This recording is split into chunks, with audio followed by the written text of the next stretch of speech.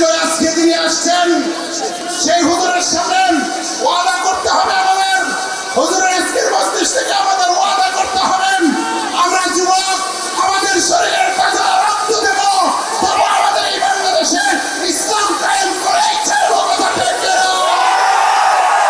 মোহতারাম হাজিরিন, আজকে আমাদের এই যুবক ভাইদের সেই 2024 সেই গণঅভ্যুত্থানের মাধ্যমে আমাদের এই দেশ ফ্যাসিস্ট মুক্ত হয়েছে, আমাদের এই দেশ ওলামায়ে কেরামের উপরে জুলুম মুক্ত হয়েছে, আমাদের এই দেশ ওলামায়ে কেরাম প্রাণ খুলে উজাড়ভাবে কোরআনে কারীমের তাফসীর করার সুযোগ আর আল্লাহ পরিবেশ করে দিয়েছেন। কথা ঠিক কিনা? এমন একটা সময় ছিল যখন ওলামায়ে কেরাম কথা বলতে পারতেন না, ওলামায়ে কেরাম কথা বললেন কোরআনের তাফসীর করলে দেখা গেছে সেই আপনার মাহফিল থেকে স্টেজ থেকে তাদেরকে সেই জেলে পাঠানো হয়েছে, বন্দী করা হয়েছে, তাদেরকে কাজ করা করতে হয়েছে। আমার জানার মতে হুজুর এক মাহফিলে বলেছেন, আমি শুনেছি হুজুর একটা এরকম সংগঠন নয় একটা কাফেলা করেছেন হুজুর, যেই কাফেলা থেকে সারা বাংলাদেশের যুবকরা সেখানে হুজুরের সাথে সংযুক্ত এবং পরামর্শে তারা সেই ভূমিকা পালন করতেছে, সারা বাংলাদেশের যুবকরা যেন ফজরের জামাতি হয়ে যায়। এই জন্য আজকে হুজুরের সামনে আমার সকল প্রাণ প্রিয় যুবক ভাই যারা আছি, আমরা সবাই ওয়াদা করতে তৈরি আছি, আমরা ইনশাআল্লাহ আগামীকাল থেকে ফজরের জামাত বাকায়দা আল্লাহর ঘর মসজিদে এসে আমরা সবাই ফজরের জামাত আগামীকাল থেকে ইনশাআল্লাহ কেউ মিস করব না। রাজি আছি সবাই ইনশাআল্লাহ? কারা রাজি আছি ইনশাআল্লাহ? আল্লাহ পাক তৌফিক দান করেন।